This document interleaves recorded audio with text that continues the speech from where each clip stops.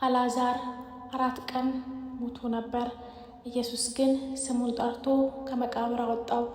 አንድ ቀን ኢየሱስ ከቤተልሔም ርቆ በነበረበት ጊዜ አንድ አስቸኳይ መልእክት መጣ። ጌታ ሆይ የምትወደው ሰው ታሟል። ያ ሰው ማን ነበር? አልዓዛር። አልዓዛር የማርታና የማርያም ወንድም ነበር። ኢየሱስም ይህንን ቤተሰብ ይወድ ነበር። ስለዚህ ሰዎቹ ኢየሱስ አሁን ይመጣል፣ አልዓዛርንም ይፈውሰዋል ብለው ጠበቁ። ግን ኢየሱስ አልመጣም። አንድ ቀን አለፈ፣ ከዚያ ሌላ ቀን፣ ከዚያም ሌላ ቀን እና ኢየሱስ አሁንም አልመጣም። በመጨረሻ አልዓዛር ሞተ።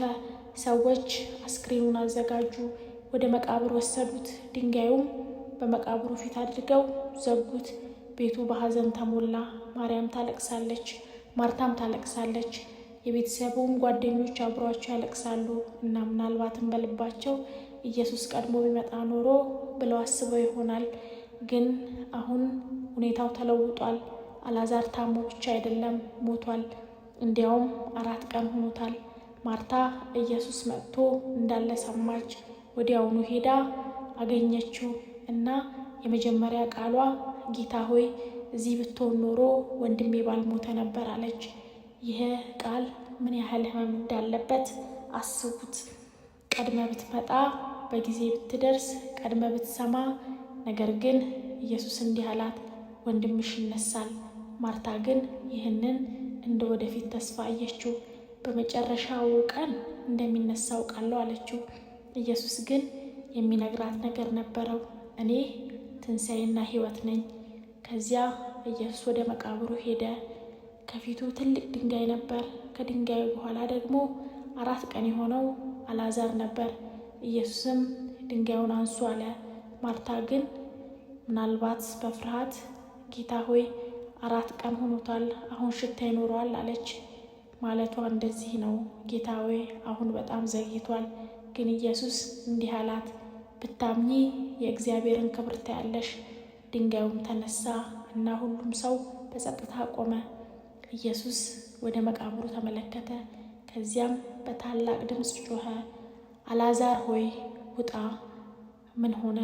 ከመቃብሩ ውስጥ እንቅስቃሴ ተሰማ። ሰዎች ተመለከቱና አልዓዛር ከመቃብሩ ውስጥ ወጣ። እጆች በመቃብር ጨርቅ ተጠቅልለዋል፣ እግሮቹም ተጠቅልለዋል። ነገር ግን ሕያው ነበር። ሰዎቹ ያዩትን ማመን አቃታቸው።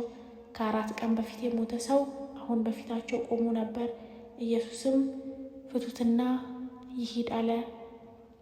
ምናልባት አንተም አሁን እንደ ማርታ እያልክ ይሆናል፣ ጌታ ሆይ ቀድመ ብትመጣ፣ ስራ ቀድሞ ቢመለስ፣ ግንኙነትህ ቀድሞ ቢድን፣ እድልህ ቀድሞ ቢመጣ፣ ችግርህ ቀድሞ ቢፈታ። አሁንም ግን ሁሉም ነገር በጣም ዘግይቶ ይመስል ይሆናል። ግን የአልዓዛር ታሪክ አንድ ነገር ያስተምረናል። እግዚአብሔር ሲዘገይ እንደረሳህ አይደለም። አንተ 4 ቀን ሆነ ትላለህ፣ እሱ ግን አሁንም ትንሣኤ አለ ሊል ይችላል። አንተ መቃብሩ ተዘግቷል ትላለህ፣ እሱ ግን ድንጋዩን አንሱ ይላል።